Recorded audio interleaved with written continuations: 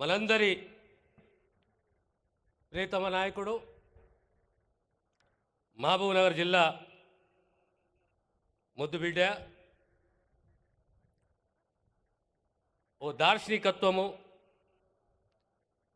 ముందు చూపు,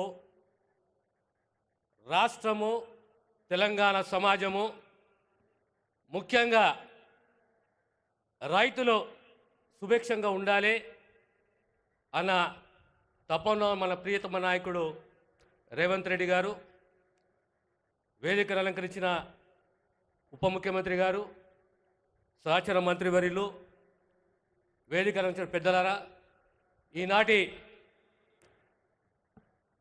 రైతు పండుగ యథార్థంగా ఇది రైతు పండుగ. ఈ వాతావరణం చూస్తుంటే, మీ ఉత్సాహం చూస్తుంటే, సంవత్సరంలో తెలంగాణ రైతులకు కాంగ్రెస్ ప్రభుత్వం రేవంత్ రెడ్డి గారి నేతృత్వంలో మాటిచ్చి మాట నిలబెట్టుకొని ఎక్కువ సమయం తీసుకోకుండా రెండే మాటలు నేను ప్రస్తావిస్తాను.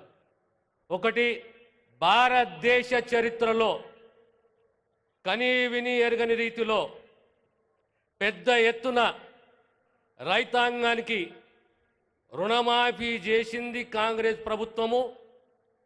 ఇంకా ఏదున్నా సంపూర్ణంగా రుణమాఫీ చేసే సత్తా, మాట నిలబెట్టుకునే ధైర్యము, సత్తా కాంగ్రెస్ ప్రభుత్వానికి ఉన్నది.